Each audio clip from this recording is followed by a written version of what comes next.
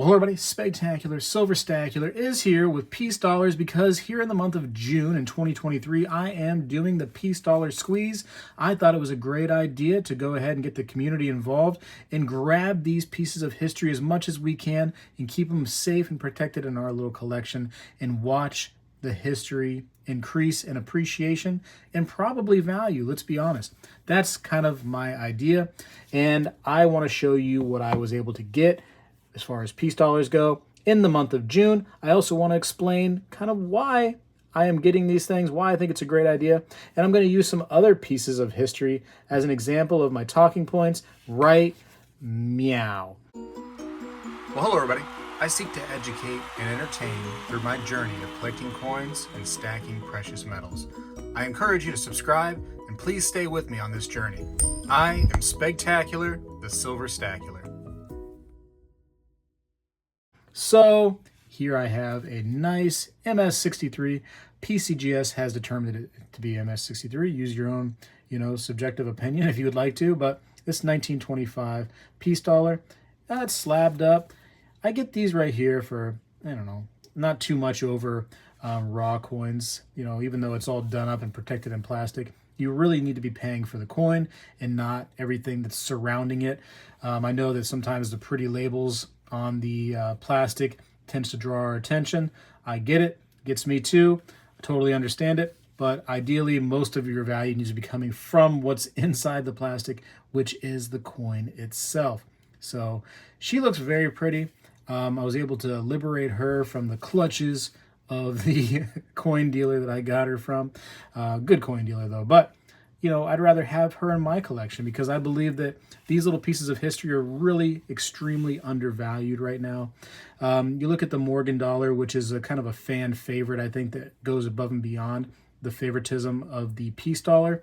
And I think it's just because it is an older coin, right? I mean, it's just had a little bit more circulation, been out there for many, many, many more years beyond the Peace Dollar and earlier than the Peace Dollar. So I think that has definitely a significant advantage being kind of one of the top earlier favorite coins for collectors. But the Peace Dollar is it's kind of hanging out there somewhere in the middle, It's not really a newer coin now. It's many of the years actually are 100 years plus in age. Very, very interesting that they came out with the commemorative Peace Dollars from the United States Mint. And so it does show that there is some history there and it's building more and more. I think in the next decade or so, actually a little bit more than a decade now, when every single Peace Dollar will have been at least 100 years old, I think that you're really going to see these kind of things take off as far as value goes. Not that I don't believe that there's hidden value in there right now. A lot of Peace Dollars, especially the latter dates, have a very low mintage. Just about after 1926, the mintages really start to drop off on many of the years and mints from the Peace Dollar series. So 1921, of course, is the first year and also a very low mintage when it comes to, circulated coin. Right about 1 million of those minted in 1921. And I don't know, it's just a beautiful piece of history. I think we need to collect them and store them away in our little lock boxes or wherever we can to try to just hold on to these little pieces of history. And what I would call, in my opinion, cheap history. The fact that you can get something that's 100 years old that was just used every day for, just all kinds of odds and ends, right? Whatever you pretty much needed, you could use these Peace Dollars to buy things. And we're able to hold on to this American history for $30. I mean, depending on the condition, a little bit more, a little bit less than that. But to me, they're still very cheap. I remember the days when I was buying a Peace Dollar in this condition right here for $11 sometimes. Gone are those days, in my opinion. I think we're above and beyond that, extremely beyond that. But, who knows? Who knows what the future may hold for this crazy world? Some decent ones here I got. A lot of luster on these. I'm just kind of going through them. Hopefully you're looking at the video and not just listening to me ramble because, man, that would be boring. Me rambling is terrible, but looking at some coins right there is lovely. So I don't know if you've noticed yet, but in the background of this video, there's actually some other things. I want to talk about that right now because I mentioned in my last Peace Dollar video how people were kind of like, peace dollars. They're not even an ounce of silver. What's the point of, buying those? You could buy an ounce of silver for less.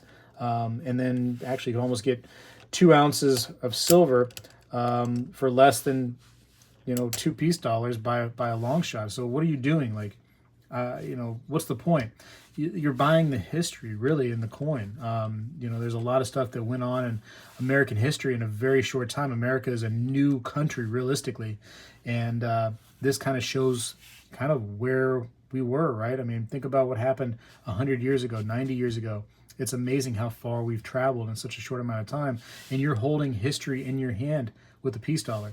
Whereas, 999 fine bullion, although it's great, I love it myself too, you don't have any history there, right? Most of the time. Sometimes maybe a little bit, but most of the time it's not the significant American history of like one of these coins. And so you're really paying for the history of one of those. So I went to a coin shop today, and it was actually the coin guy, and I saw these right here. And I said, hey, what's this stuff all about? And he goes, oh, these were going to be melted. These were just basically just for the melting pot.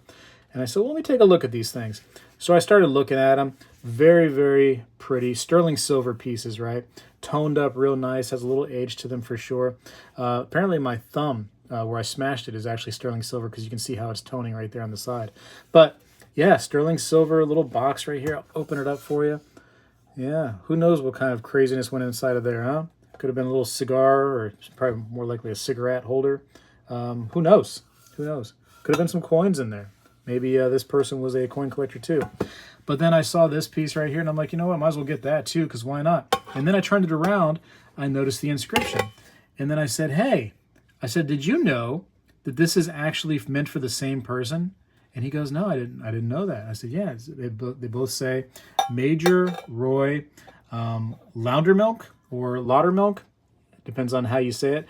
They did have a typo on one of them, so I'm not sure how you truly spell his name, but I might here in a second when you look at kind of what I found. But yeah, 2 different spellings of the name, but definitely the same person, let's be honest.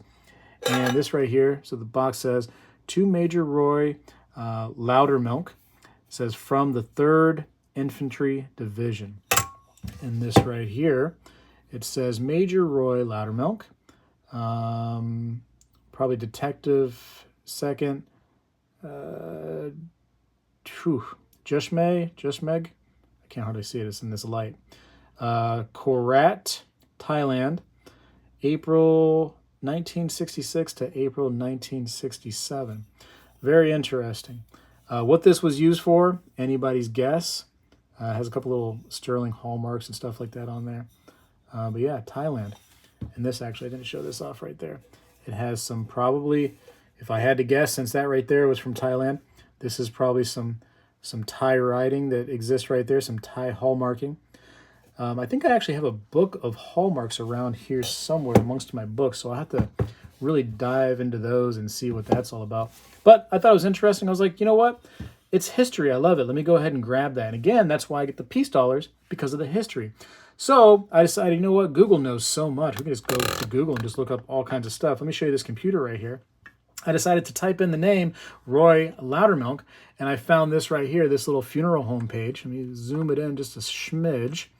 And what I believe is actually the person who owned these items passed away in 2019, and I believe this to be him right here, Roy Loudermilk Jr. So could very well be the guy, huh? It'd be very interesting. So let's see. When I scroll down, I just want to kind of read one of the posts that somebody had kind of written on his little memorial thing here. Jim Sterling posted a condolence on Thursday, February 20, 2020. It says, to the family of Colonel Loudermilk. So again, these say major, so apparently he upped his rank a little bit later in his life from when he had these little trinkets, is what it looks like. It says, I am very sorry to hear the death of one of my former commanders. He was my commander when he was a captain commanding the 525th Signal Company in Fort Bliss, Texas. And when we moved to Fort, I'm going to mess this up, Hachua, Arizona in 1964. The 525th unit, or was a unit that supported Strike Command and had many operations with them under his command. Colonel Loudermilk was one of the best commanders I served with during my 20 years in the United States Army, and I am sure that was true with every unit he was commanding throughout his career. I distinctly remember that when he came to the 525th each morning, he would go to his office and read his Bible. He was someone that the NCOs and the men looked up to as long as I served under him. He was always looked out for and stood up for his men, and they in turn had a great respect for him, as did I. When I was selected for the Sergeant Major list in 1977, I came to find out it was my old commander from 1964, Colonel Loudermilk, that chaired the selection board. I have thought of him many times since 1964 and wished our paths would cross again, but it never happened until I decided to try to find him on the internet, and I was shocked to find his obituary. I am sorry for your loss, and may God be with you at this time. So, pretty interesting, and one of the little notes right there. I just thought it would be interesting to read that because I was able to, find that this is most likely the person. I mean, let's be honest, right? It makes a lot of sense. Who else would it be? That could have very well been the guy who owned these trinkets. And Major, I mean, listen. Thank you for your service. Obviously, I know you probably can't really hear me right now, but obviously thank this man for his service because he fought for our country here in the United States. Gotta love that. Gotta appreciate it. And these items of his will not go to the melting pot while they're with me. They will stay in my collection, and they'll be part of, what I do. I hold on to fun little trinkets and collectibles, and I cherish them, and I think that they're so cool. And so, bada bang. I thought that was fun, and again, it ties into part of the history. Imagine if, one of these coins right here were held by, some famous person. Somebody we could find out about, somebody we could look up. It's a similar kind of concept. This is history, and that's why we're getting into things like peace dollars, because of the history of the whole thing. I think that most of you know that. Most of you understand that it goes beyond silver is silver. A lot of people say, hey, when SHTF happens or when stuff hits the fan happens, that stuff will be worth just the silver value. Well, listen, in my lifetime of almost 40 years now, the SHTF has never happened. And I might be going 40 more years, God willing, and the creeks don't rise. I might be able to go another 40 years, and I might be able to also not see an SHTF scenario. It's rough out there, let's be honest, but who knows? I'm not banking on that. I'm holding a piece of history. If it becomes something that's only worth silver, who cares? I still have silver then, don't I? Don't I? Yes, I do.